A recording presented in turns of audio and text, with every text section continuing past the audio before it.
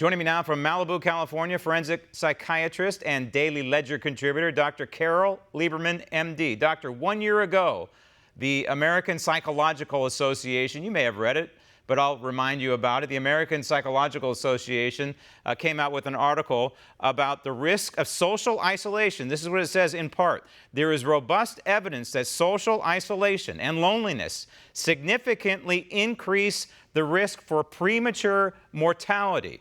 In this case, as the president says, and I have been saying on this program now for what, 3 weeks, till I'm blue in the face. I think I'm pretty blue right now.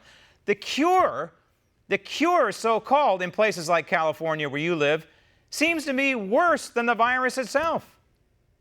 Absolutely. It has been known way before coronavirus that isolation, loneliness has its own lethality rate, which is actually higher in some studies, and from what we know so far, than the risk of death from coronavirus. When people are isolated, it affects their physical body, and it affects them psychologically with anxiety, depression, PTSD, and thoughts of suicide. And so now we have this new syndrome out there called Covicide, which is obviously suicide, plus the coronavirus, police, and house arrest.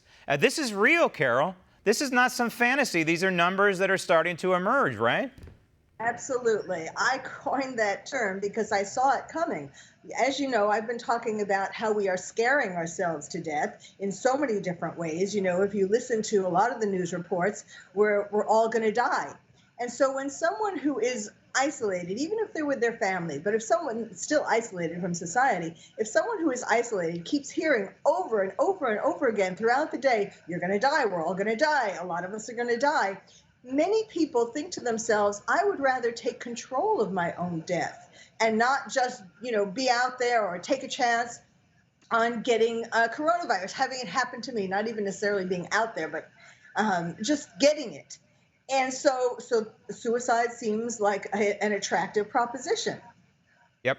And so this is why I say, and I said it before, I'll say it again, is why personally I would rather die from coronavirus a free person than live as a slave and in fear to government, which is, see, this was my gut when all these mandates started to cascade down, Carole. I said, or Dr. Lieberman, excuse me, I said to myself, this is going to be a study in time.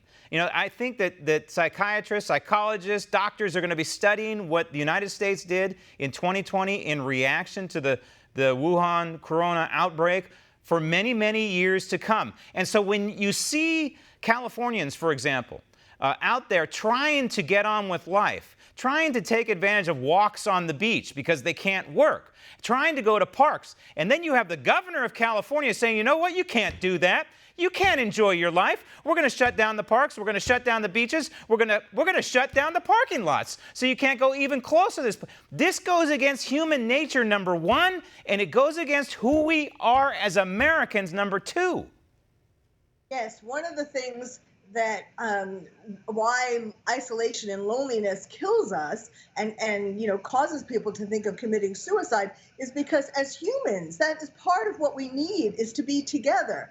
And also, another thing is that a lot that's contributing to the increase in suicide is that we've heard reports, seen reports about people dying, people in a hospital when they die from coronavirus. It is a very lonely death. Because they're in quarantine, they're not able to see their relatives, their loved ones. And so it's a very lonely death. And that people, are so scared of not only dying, but dying in that way, that's another reason why they want to take their own life. They think about taking their own life. People have to be very aware, in case you are living with somebody or talking to someone on the phone or emailing them, if they start talking about, this is so bad, I would rather be dead, or words to that effect, and if they have high risk factors, and of course one of the number one high risk factors for suicide is isolation. Right. You know what I'm going to do this weekend, Carole? I'm going to go give my surrogate dad, who's in his 80s, a big hug. That is, if he will let me. If he will let me. Dr. Lieberman, thank you. Want to see more videos like this? Click on the link below and subscribe to One America News on YouTube. And call your cable provider and kindly demand that One America News is added to your lineup. Call and subscribe today.